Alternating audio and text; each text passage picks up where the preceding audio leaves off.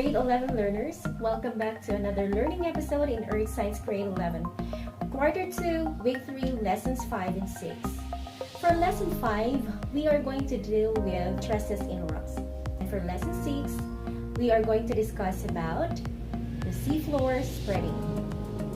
On Milk 5.1, describe how rocks behave under different types of stress such as compression, pulling apart, and shearing. At the end of this lesson, you are expected to list different types of stresses that cause deformation, illustrate the different types of rocks' reactions to stress, and state the significance of faults and folds. So our topic today deals with the different stresses in rocks. So let us define first what is stress. So stress is a force that is applied to a rock. It is a force per unit area that is placed on a rock. There are at least different types of stress. The first one is the confining stress. This happens as the weight of all the overlying rock pushes down on a deeply buried rock.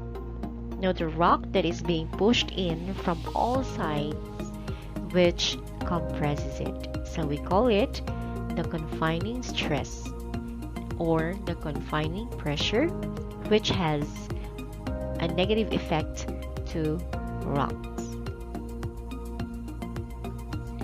The second type of stress is the compression stress. This type of stress squeezes rocks together. So this causes rocks to fold or fracture. It is the most common stress in divergent boundaries. So this is the effect of compression stress in rocks. As you see in the picture, this is the actual picture of those rocks undergoing compression. The third type is the tension stress. Tension stress pulls rocks apart. It causes rocks to lengthen or break apart, and it is the major type of stress found at divergent plate boundaries. Now, as you see in the picture, you see the rocks are being separated because of tension stress. The fourth stress is the shear stress. Shear stress happens when forces slide past each other in opposite direction. So this is also a common stress in transform plate boundaries. So as you see in the diagram, how the rocks move because of shear stress. Now this is now the effects of shear stress in rocks, the actual effect of shear stress in rocks. And what do you think are the responses of rocks to stress? So rocks have three possible responses to increasing stress that they experience. The first one could be an elastic deformation. So when we say elastic deformation, the rock returns to its original shape when the stress is being removed. So it changes shapes by a very small amount in response to the stress, but the deformation is not permanent. If the stress could be reversed, the rock would turn to its original shape. The second one is the plastic deformation. It is when the rock does not return to its original shape when the stress is removed. So this takes place when a rock or a mineral or other substances is stressed beyond its elastic limit. So that's why we call it plastic deformation. And the last one is the fracture. This is now the time that the rock completely breaks apart. So these are the types of stress in different plate boundaries. Now we have in the plate boundary, divergent boundary, the type of stress that is experienced is the tensional stress. And the kind of deformation present is the fracture. And the types of deformation could be fault or a normal fault. And the best example for that is the West Africa Rift Valley. Next is in the convergent boundary. In the convergent boundary, the type of stress that is being experienced is the compressional stress, wherein the kind of deformation experienced also is the fold or the fracture. And it could be in any type of fold or fault, could be also reverse fault. And the example for this is the Himalayan mountain or the Andes mountain. In the last plate boundary is the transformed plate boundaries. Now the type of stress that is experienced there is the shear stress. The stress causes also kind of deformation, which is fracture, in which it creates a fault, the strike-slip fault. And one example for this is the San Andreas fault. Now let us discuss what faults are. So when we talk about faults, we are talking about when rocks are experiencing stress deforming plastically, they crumple and form into faults. So that's how faults are formed, because of the plastic deformation. So when rock bends without breaking, it forms two faults. And faults are made up when two plates, the Earth's crust, collide with each other. The next type that we are going to discuss are the different types of faults. So these types of faults are because of the movement of rocks. So the first one is the monocline. The monocline is a simple one-step bend in rock layers. As you see in the picture, there is only one bend in the rock layers. And the oldest rocks are still at the bottom and the youngest are at the top layer. So as you see here, the top and the bottom represents the oldest and the youngest layer, in which the oldest one is found at the bottom and the youngest layer is also found at the top layer. The next type of fold is the anticline. So anticline is a fold that arches upward. So like you see in this picture, the rocks dipped away from the center of the fold, and the oldest rocks now are found at the center of the anticline, while the youngest draped over at the top of the structure.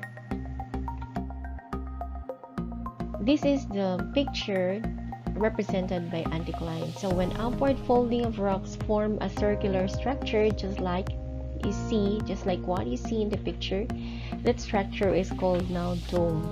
And if the top of the dome is eroded already, then the oldest rocks are exposed at the center, because the oldest rocks are found at the center of these anticline. The next type of fold is the syncline. This is a fold that bends downward, and the youngest rock is at the center of it, while the oldest rocks are at the outside edges. So when rocks bend downward in a circular structure, this now forms a basin. Now this is the actual example of the syncline. As you see, it forms the basin at the center of it because of the fold that is experienced by these rocks.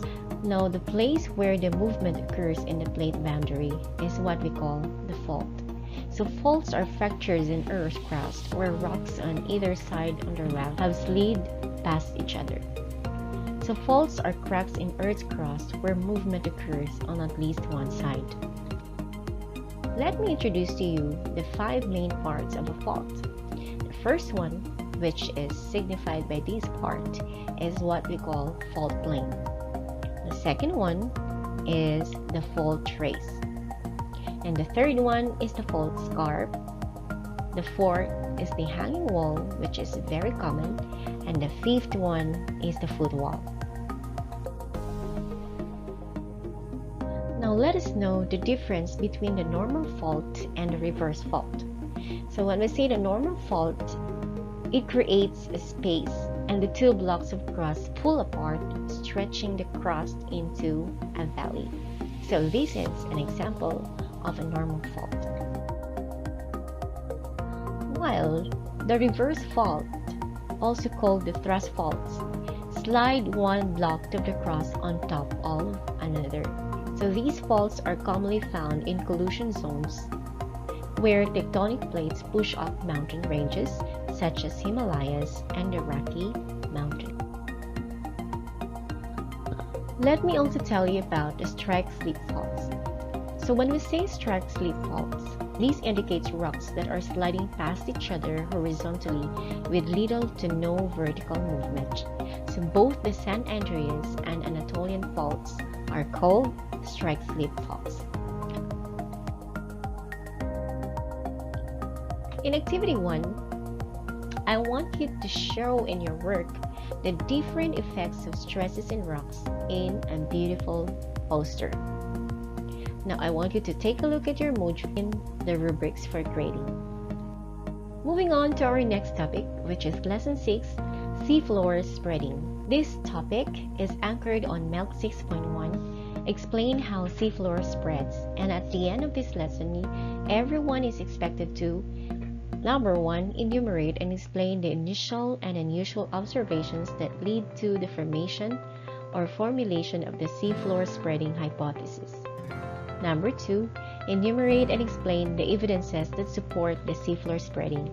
And the last one, differentiate oceanic from continental crust and explain continental crust is older than the oceanic crust. Now let us first define what seafloor spreading is. So there is what we call the movement of two oceanic plates away from each other at the divergent boundary, which then results to the formation of new oceanic crust from magma that comes out within Earth's mantle along the mid-ocean ridge. This idea or hypothesis was proposed by Harry Hammond Hess. So he hypothesized in 1960 that the formation of underwater mountains and new ocean floors were caused by the Earth's mantle or basaltic magma, so rising between the two plates. And he theorized and made the idea of the seafloor spreading. So based from the figure that you see above, plate 1 and 2 move apart. Now when the magma rises, this cools and solidifies, now forming new igneous rocks. So this is the seafloor spreading, and it is constructive plate boundary. So this is happening in the oceanic crust. Now the boundaries where the plates move apart are constructive because new crust is being formed and added to the ocean floor. And the ocean floor gradually extends over time, and thus the size of these plates increases also. Now let us first know the different structures of ocean basin. Let's take a look at what mid-oceanic ridge is. Mid-oceanic ridge is a feature that constitutes 20% of the Earth's surface. It is normally found rising above the ocean floor at the center of the ocean basins. So some volcanic islands are part of the mid-ocean ridge system, like Iceland. The second one is the ocean trenches. Now, ocean trenches are the long, narrow, steep-sided depressions that contain the greatest depths in the ocean. The third is the abysmal plain or hill. Now, this is found on the deep ocean floor. They are so flat because they are covered with sediments that have been washed off the surface of the continents from thousands of years. We also have the fourth one, which is the seamounts. Now, this feature can be very large submerged volcanic mountain reaching heights up to 10,000 feet as shown in the figure. However, they remain submerged under the surface of the water. And we also have the Guyot. It is similar to a seamount, but it is a submerged volcanic mountain with a flat top. So Guyot structure is due to the erosive processes caused by the waves after so many years. That is why it forms like similar to a plateau. The seventh one is the continental rise. So this feature found gently sloping area before the ocean floor and at the base of the continental slope, and formed by emerging accumulate deposits at the mouths of many submarine canyons. Here you found the continental rise. And we also have the continental shelf. So if we do have the continental crust, the sloped, and the rise, we have this what we call continental shelf. This is a shallow, gently sloping part of the continental crust. Okay, the slopy part of the continental crust is what we call the continental shelf. And we also have the continental slope. This part of the ocean basin extends and slopes after the continental shelf. So this is just an extension of the continental shelf. After the continental shelf, you find the continental slope. The boundary between the continental slope and shelf is called the continental shelf break. That is the boundary between the shelf and the slope. Now let us talk about the different evidences, how they prove that seafloor spreading is not just hypothesis. Now they have proven that it's actually happening after years of movement in the different plates.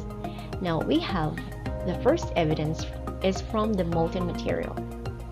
So at the mid-ocean ridge, the molten material rises up from the mantle and spreads out, pushing the older rocks to both sides of the ridge. So over time, this pushes and bring the oldest basin, the oldest ocean basin farther from the mid-ocean ridge. So rocks shaped like pillows are also found that show that molten material has erupted again and again from cracks along the mid-ocean ridge and cooled quickly. The next one is the evidence from the drilling samples. So samples of the deep ocean floor show that basaltic oceanic crust and overlying sediment become progressively younger as the mid-ocean ridges is approaching, and the sediment cover is thinner near the ridges. Another evidence that they're trying to prove is the evidence from magnetic stripes. So by the mid-1960s, studies of the Earth's magnetic field showed a history of periodic reversals in polarity. The magnetic history of the Earth is thus recorded in the spreading ocean floors as in a very slow magnetic tape recording, forming a continuous record of the movement of the ocean floors. This is proven when a magnetic survey conducted near the mid-ocean ridge showed elongated patterns of normal and reverse polarity of the ocean floor in bands paralleling the rift and symmetrically distributed as mirror images on either side of it. So why do you have to learn about the seafloor spreading? Now, seafloor spreading helps us explain the continental drift theory of plate tectonics. When oceanic plates diverge, tensional stress causes fractures to the core in the lithosphere. And let us also remember that the rate of spreading determines how much carbon dioxide is released to the atmosphere. Because when seafloor spreading spreads and it speeds up, more lava is being produced, and these lava cause more carbon dioxide to release into the atmosphere, which could also promote the global warming. And that concludes our learning for this week. So I'd like to encourage everyone to always develop your passion in learning, because in learning, you will never cease to grow. And I also hope that you won't let your learning only stays as your knowledge, but it will always lead you to an action. So whatever you learned today, always apply them in your day-to-day experience. Once again, this is your teacher, Ma'am M. Magdadaro in Earth Science Grade 11. Bye everyone, I'll see you next week.